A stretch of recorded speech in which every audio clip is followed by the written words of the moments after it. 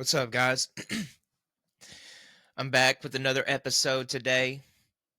Today is Monday, November 11th, Veterans Day. It's a beautiful day outside, and life is just fucking amazing. And I truly mean that. Today, I'm going to be sharing pretty much my life story and why I'm here today. It's an important day. Not only is it Veterans Day, but today is a day that a human who offended me is deemed free from the state of Texas, which means he will no longer have to report as a sex offender for the state of Texas. And if you go look up under that state offender registry, you can pull up the name Monty Staten. You might be able to still pull this up while this is going on, while this is airing. You'll see a profile of a human, and that's the human that offended me. Pretty much got off scot-free. Not real accountability in his life thus far, I feel. We just don't know how to talk about these things. We don't know how to process things. We don't know how to describe when something very traumatic happens to us. Our subconscious knows how to protect ourselves so we don't have to relive these things. We start to find a way to navigate life and get through this life without really facing those traumatic things head on.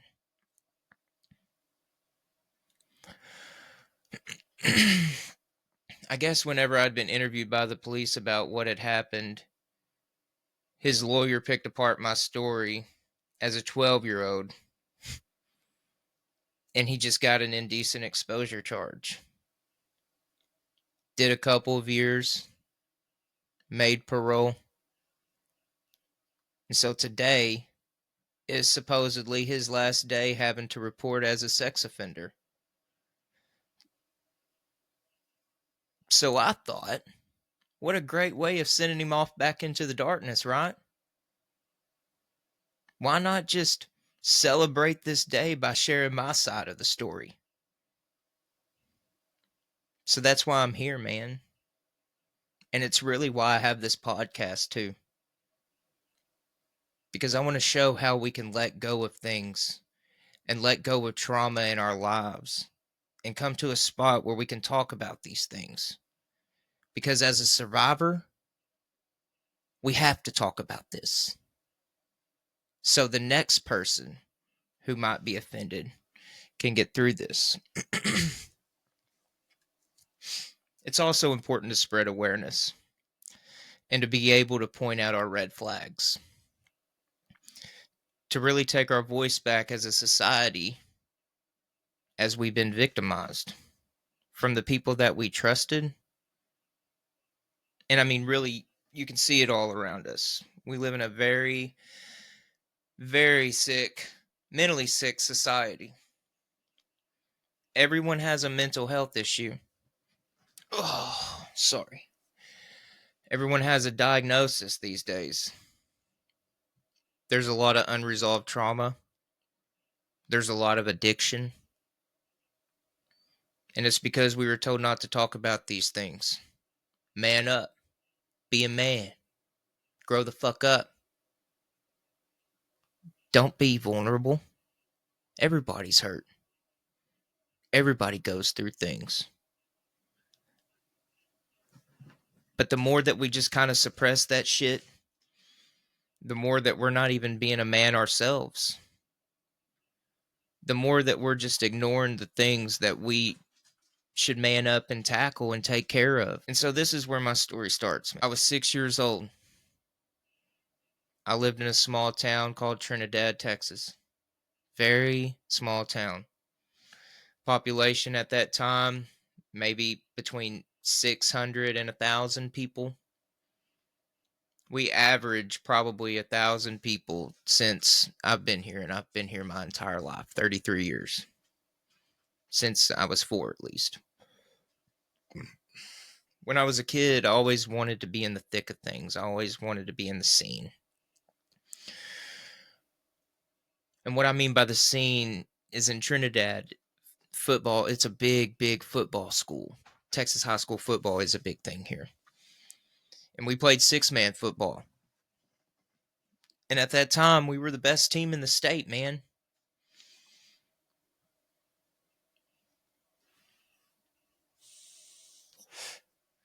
And while we were the best team in the state, we had an incredible marching band. I believe for the 100 people that were in on high school, probably between 70 to 85 people were in band. And it was led by one human, one man only. And his name was Monty Staten. This guy, remembering him as a kid, he was larger than life. Everybody fucking loved him. Everybody wanted to be in his energy. He had this attraction about him that was fun, new, energetic, loving, evolving, changing. He always wanted the best out of you. And as far as teaching music in school, he was a great teacher. And everybody in this town was in love with him. So as I start kindergarten here in Trinidad, I go to 30 minutes of band and then 30 minutes of PE. And when I start going to band, I just loved this teacher. He was my favorite teacher. I loved going to band. I loved listening to music. I loved hearing him sing songs. And then I heard a girl one day ask him about piano lessons. And so I found out that he teaches piano on the side, and I was like, wow, I want to learn how to play the piano. I have a very, very detailed painted picture of this in my mind right now, man. I've got a very detailed painted picture in my mind. I've got to a point in my life where I love the worst of me because the worst of me defined me for so long while I tried to not let it, but ultimately it did. But all I had to do was realize that this event right here molded me to be who I am today. And so through learning how to unsuppress my trauma and accept all of this and ultimately love myself for who I am through all of this, all these memories start to come back. Guys, and I have this written down on a teleprompter because I had to write this down before I shared. This is probably one of the most important podcasts I've done. All these memories start to come back. So I have a very, very vivid picture in my mind of asking this guy about the piano lessons. I'm like, Mr. Staten, I want to learn how to play the piano too. I want to get in piano lessons. I just want to be around the band ultimately. I wanted to learn about the piano, dude. So I went home and I asked my granny if I could learn how to play the piano. And my granny was a very old Southern Baptist lady. So of course she wanted me to learn how to play the piano because she wanted me to play the piano at church. And I did. I played Amazing Grace. I played a lot of different songs at church. But once I said that I wanted to learn how to play the piano, my granny did not let that go. I always had to practice. I had to always play my piano. I had to study my music. And so I started taking piano lessons, and everything was normal for probably about 2 or 3 months, tops. A little bit of backstory. I didn't have a father growing up. He was absent. And so it was just my mom, my grandpa, my granny, some cousins that lived in this town, and my sister. But I never had a real father figure in my life. And so Mr. Staten picked up on this very quickly. he realized that I didn't have a father in my life.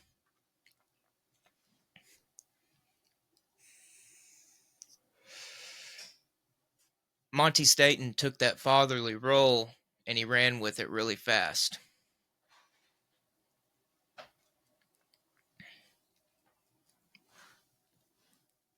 Mr. Staten decided that he wanted to start taking me on these trips. He had a timeshare. He talked my mom into letting me start going on these trips to his timeshare. And he apparently had had this timeshare for a very long time. It had been in his family. Um, he always talked about his mom going. I don't know if anybody else ever went to that timeshare with him, and it really don't matter. It's not about that. It's about the fact that once he started taking me to the timeshare, things got fucking wild, and it spiraled out of control very fast.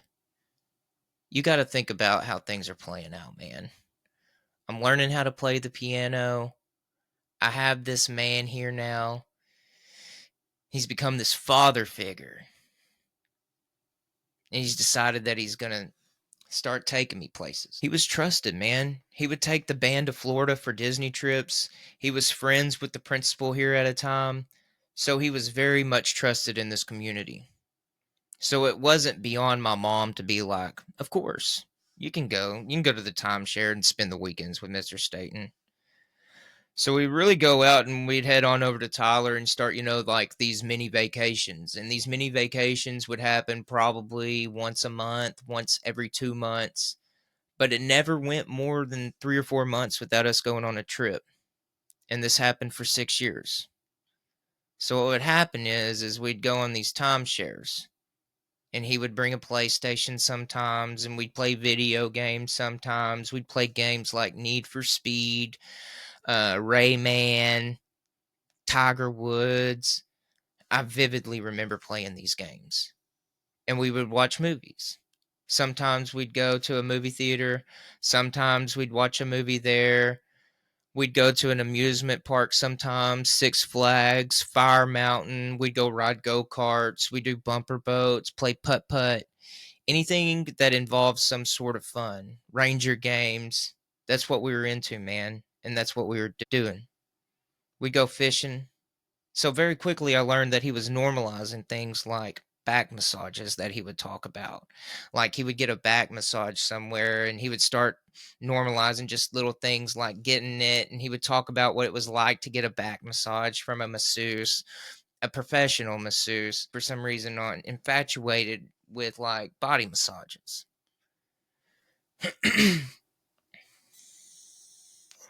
So once he had introduced me and kind of made me feel comfortable with other people's encounters with him as far as like these body massages, he pretty much just told me that one day I'm going to try and give him a back massage. And I was like, okay. And so I gave this back massage, and I remember the first time that I gave it to him, I was on top of him and I'm like giving him this back massage, and my hands are starting to hurt. And so I wanted to be done. And he says, "You're already done?" Like he started to guilt me very, very quickly for my hands hurting and not being good enough to do these massages. Also, in these timeshares, they had jacuzzi baths. And so every night we would get in the jacuzzi bath and we'd take a bath. But he would normalize the fact that, like, we would get naked and take these baths. So we would take the jacuzzi bath and we'd stay in the bath for like 30 minutes, 35 minutes. We'd get out of the bath and then we'd get in bed, and then I would give him these massages.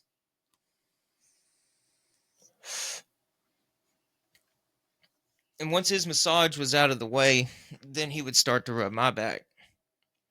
And as you know, like a kid, I'm like, I guess it's normal.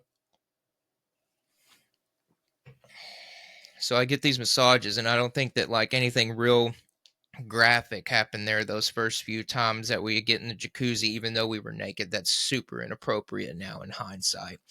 But we have these massages. But I started to remember, well, at one point in time, I started giving him these massages, and he would become aroused. And so that once he got aroused, he would just roll over and just start normalizing the fact that he was hard. And so I would see him naked and be hard, and he was like, "You want to see what it's like to see a man?" And as a kid, you're like, "Yeah," especially somebody that you trust, right? You got to think in my mind, everybody knows this man, so everybody knows that he does this, and this is perfectly normal.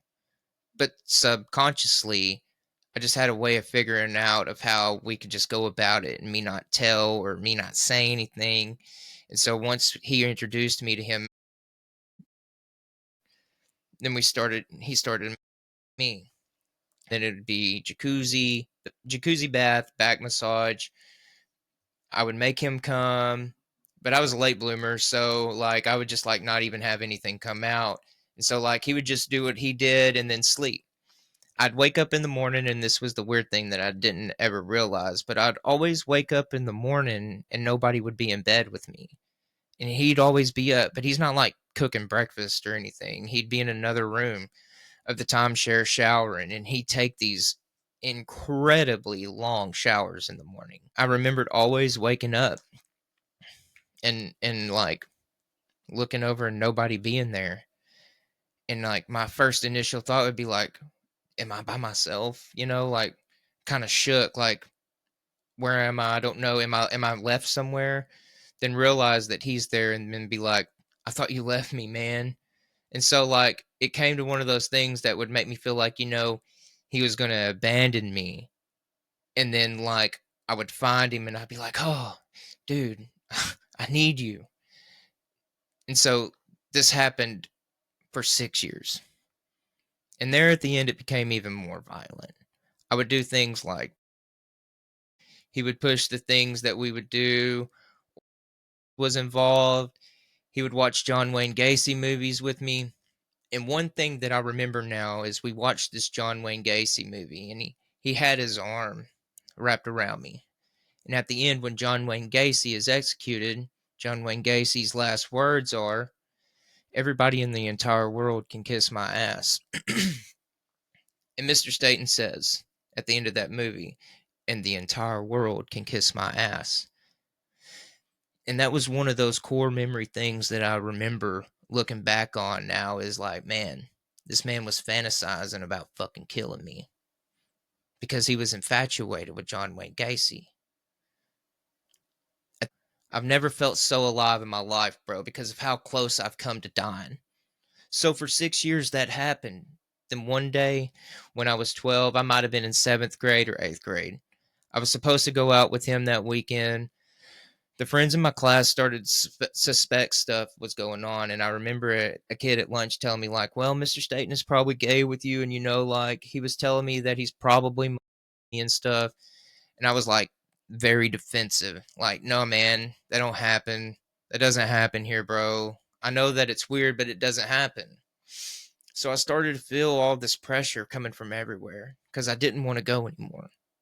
Everything at that point had a cost. If I wanted to go somewhere and have a good time, at the end of the day, there was going to be a price to be paid. And I was fucking tired of paying that price, bro. I was the manager of the high school basketball team. And what was going to happen was that weekend I was going to go with Mr. Staten and he was going to pick me up from the game on a Friday. And then we were going to go head out. And I think we were going to go to some type of haunted house or something. But like I said, everything had a price. And I remember getting on that bus, man. And I didn't want to go. And I had this best friend named James. And James's mom was a bus driver. And she was going to go drive for the team that evening. And I'm sitting on the seat of this bus and I'm like rocking back and forth. And the bus is about to leave. And I said, fuck it, man. I'm going to go up there. I'm telling Miss Twyman. So I went up there to Miss Twyman and I just told her I'm supposed to go with Mr. Staten today and I don't want to go. I need to call my granny. I need to tell her that I can't go. So at the very moment that this happens, a lot of shit becomes vague.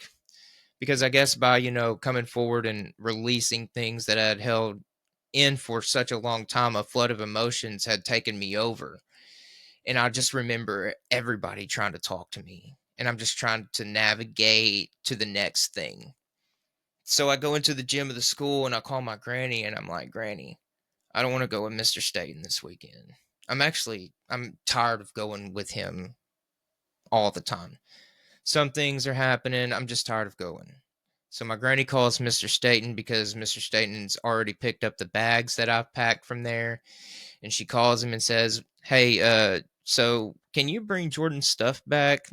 He doesn't feel good and he doesn't want to go this weekend.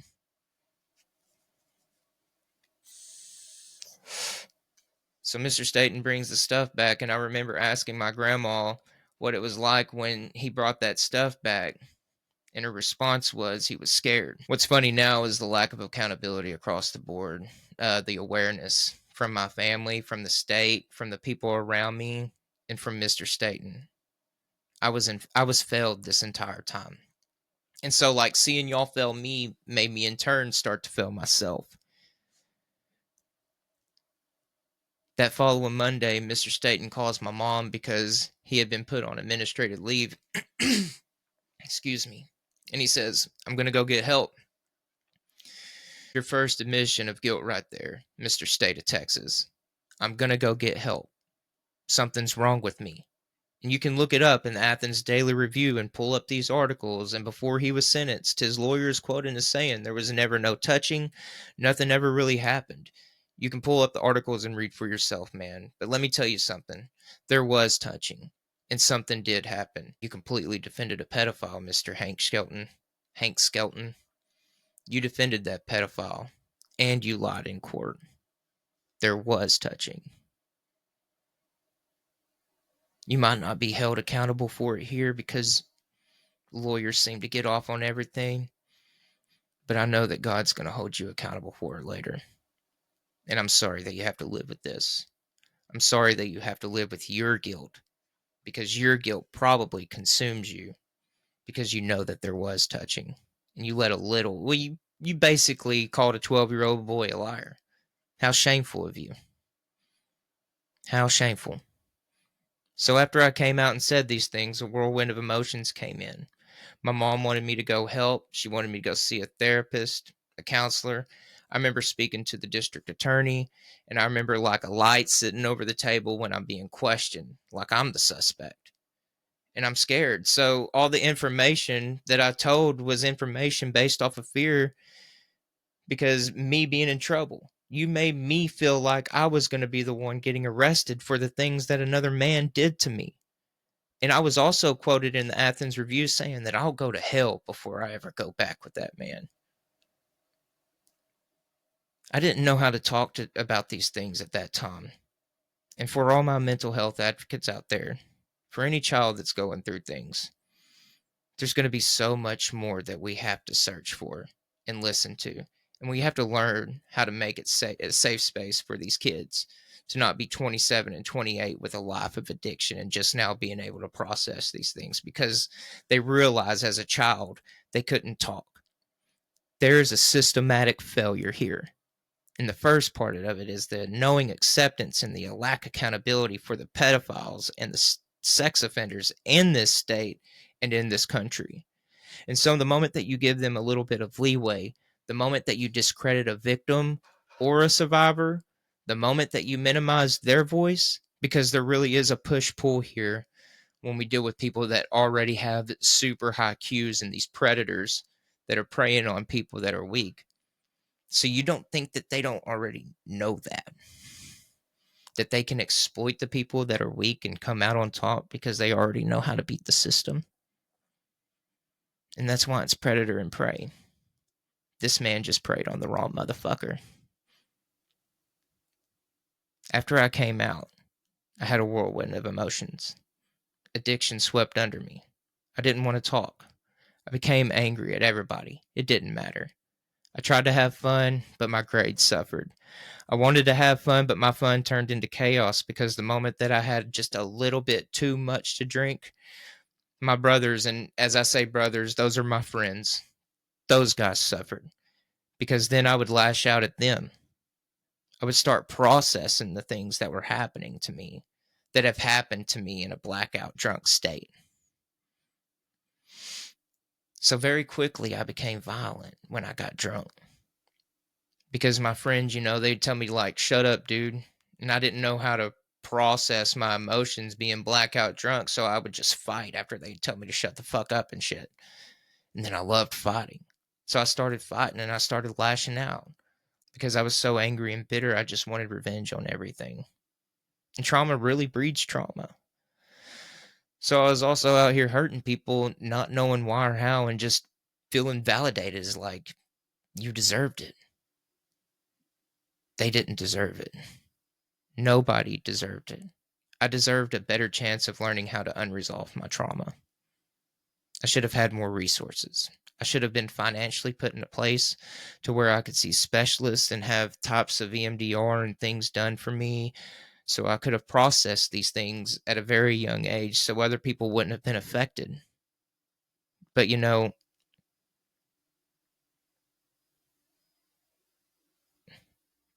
this is how the experience is supposed to be. I was angry, and so my grades suffered. I couldn't focus in school.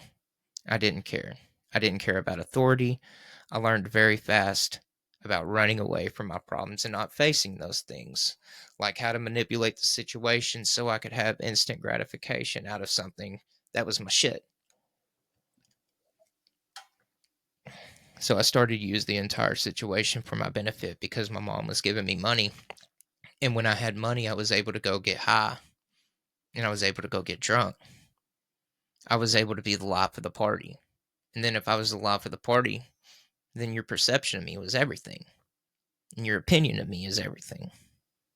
And if I can be the life of the party, we know that, like, I'm healing because it's that false sense of security. My high school from my junior year was filled with me getting into trouble, and it got to a point to where the only option that I had was to go to the army. And even then, like, I didn't even really try to put myself in a position to be successful in the army either. I didn't try on my ASVAB. I went into the infantry. I didn't even really give myself a strong chance at life. I got stationed in Fort Lewis, Washington. You got to understand that coming from a small town and going to a city that's just south of Seattle with no clue how to live life, I very quickly learned that I'm not it. I don't belong in this world. I don't belong here. All I know how to do is cope with life is by getting fucked up. And then everybody around me is going to suffer from that. And so I just felt so out of place in society. So when I got into the army, I started drinking more and started doing some real hard drugs. And I started fighting. And it spiraled into a point where I became suicidal. And I had a suicide attempt in the army. And through that, I got chaptered out. I served honorable discharge, but again, I didn't know how to deal with my emotions at that time, so I suffered. Xanax, alcohol, K2, spice, all that became my thing in the army. And when I started to get chaptered out and I got my honorable discharge, I used my GI Bill and I went to Houston and I used that to go to school for underwater welding. But there's a saying in AA that goes, everywhere you go, there you are. Because it wasn't a change of scenery and a change of circumstances is what I needed. It was the fact that I was still carrying this baggage with me of unresolved trauma. Nothing was ever going to change. I was going to continue the cycle. And so while it was something new and pretty, underwater welding, it didn't take me too much to start realizing that popping bars and drinking and smoking weed was going to be way more important in Houston than any school. And then I met Braden's mom, and we were doing drugs. So then I started missing school, missing classes, failing classes, doing drugs, and it just got to the point to where I stopped going to school. And then my roommate kicked me out. And instead of coming home with a degree or a certification, I came home with a girl that was pregnant. My granny was like, "You're not gonna have that baby and not be married to her, are you?" I reap what I sow, man. And because these things happened to me at a very young age doesn't mean that I didn't put myself in a position to be a complete asshole to people either. after all this, these people were tired of me. These people were tired of my antics, my tactics, my lack of effort. With it, they didn't recognize that I had unresolved trauma. So I bring Amanda back here to Trinidad, and much of the same just happens over and over again until 2015, and I catch this felony. I'm in this high speed chase, man. Amanda's in Washington with Braden, and I'm here in Texas. And I remember driving this car, and it's much the same feeling of one of those turning moments in your life. And it's just one of those key core memories in my life. And I was in this high speed chase, and I made it home, but I caught a felony for evading in a motor vehicle. And at that point, I realized that I have a problem. This is like my sixth time being arrested at this point. Everyone around you can tell you that I have a problem. But until you realize that you have a problem, nothing's ever going to change. But the more that I went on as an adult, I just got off scot free. I've done a lot of things that were fucked up and I got out of it. Always just a slap on the wrist. At first, the evading in the motor vehicle wasn't much. I mean, it was much of the same. Like, I got barred out the next day, and I also got bailed out the next day. I don't I don't want to harp too much on this, but it's a real turning point in my life, and I realized that I was an alcoholic, and I realized that I had a lot of unresolved trauma going on in my life. I realized that God was pulling on me too, because of all while the evil acts of doing was happening all around me, I still feel like God had a calling on my life, man. So in 2019, in and out of treatment centers, in and out of jail, I had another suicide attempt. And at this point in time, I mentioned this in a previous podcast, I'd given my probation officer an ultimatum. I was like, we're either going to lock me up here or, I'm going to tap out. I'm going to get out of here. I'm tired of this life. I've been failed. I failed myself. I'm angry at the fucking world. Fuck all of y'all. No one understands. No one gets me. No one wants to hear me. No one wants to hear my voice. And I guess that also people believe that since I was traumatized, that I was also supposed to be this person out here that was going to continue to traumatize people also. And so I get mixed looks all the time, man. I also feel like people don't believe me. And that has nothing to do with me, I know. And that has everything to do with your own self and what goes on in your own life. I have no reason to lie about any of this stuff. So in 2019, I got locked up. And I went to another treatment center. It's probably like my fifth or sixth. But in November of 2022, I met God. And God showed me unconditional love.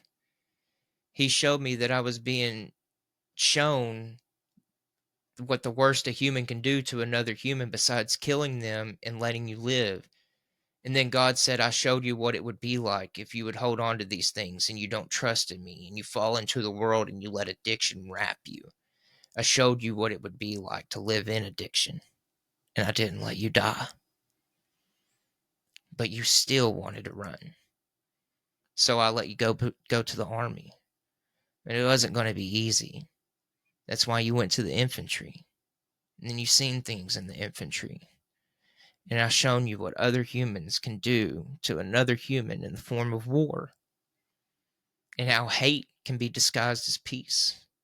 And how destruction is disguised as peace. And I still let you live. I pulled you out of that. And I saved you. And then I let you go off and continue to commit crime and live in the world. And I still let you live. In November 2022, God connected those dots for me. He said, I showed you how in every form, in every possible form in this life, I showed you how evil dwells. Now I need you to do the opposite. Hold people accountable. Live in unconditional love. Show grace. Show forgiveness. Show the undeniability that I live in your life. And so that open-mindedness opened doors for me that I couldn't even imagine then. What was once the worst part of me, my defining moment, has become an act of love, an act of redemption. Because Monty Staten gets to stop reporting today. And today is the very first day of my life. Because while you go back and drift into the shadows and you live, I want my story to be heard. I want people to know that the worst can happen to them. They can see the worst. And they can get that feeling like they're never going to get out of this cycle, but there is hope. We don't have to be bound by the worst of us anymore. We are survivors, and we can live in love. And unconditional love means unconditional. So I love the fact that this man showed me that I could live again. But I could live in the most awful abuse, the most violent abuse, the most traumatic sexual abuse that could ever be imagined on another human and still live. My 6-year nightmare became my greatest teacher. And this man wanted to be a teacher in his life. But I don't think that he thought being a teacher would entail all of this. Because what he taught me is that the only way that we're ever going to get out of this is if we start to speak up. The voiceless start to speak up. The people that are offended, the survivors, we start speaking up. And we start helping other people. And we start being advocates for ourselves. And remember that we do have a voice and we don't have to be suppressed. I'm 5 years into this recovery. 5 years away from alcohol and Xanax. And every day I wake up and it's like a new life, man. It's a breath of fresh air. I'm working on my mental health. I don't have great big mood swings. I don't have deep-seated anger or resentment. Everything that was once a character defect has been replaced with hope, love, redemption, inspiration. Because our stories do define us. But they define us in a way that I won't become the victim anymore. So, Mr. Staten, as you walk off back into the shadows, and you don't have to put yourself out there on that registry anymore, don't worry, buddy. I got it from here. I'd be the face of this story now, of what you did. I'll share our experience while you live in the shadows. And all that I can hope for is like an experience from God like I've experienced him. Because if not, let the guilt consume you and come back and do this life in another way. Because without this experience, I wouldn't be who I am today. And I wouldn't change this whole life for nothing. My son knows what predators are. We call out red flags in my family. My home is a safe space for anyone struggling with mental health issues or struggling with addiction.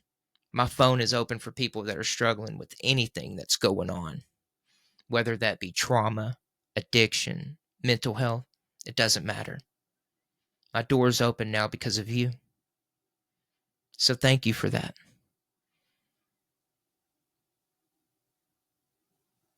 I wouldn't wish this on none of my enemies. I've asked God to dwell within me, and I'm bound by spiritual principles. Authenticity, integrity, patience, love. All these things encompass me, so I have no reason to not tell the truth here. I want to help people, and I want accountability to be held. And this message for anybody that's like Mr. Staten. If you're preying on children, if you're preying on women, if you're preying on people at all, your day's coming. It might not happen in this lifetime, but it's going to happen. And with that, I love y'all. Happy Veterans Day, and I hope each and one of y'all get something out of this story. If you need help, there's resources. National Child Abuse Hotline is 1-800-422-4453. The National Alliance on Mental Illness Helpline is 1-800-950-6264.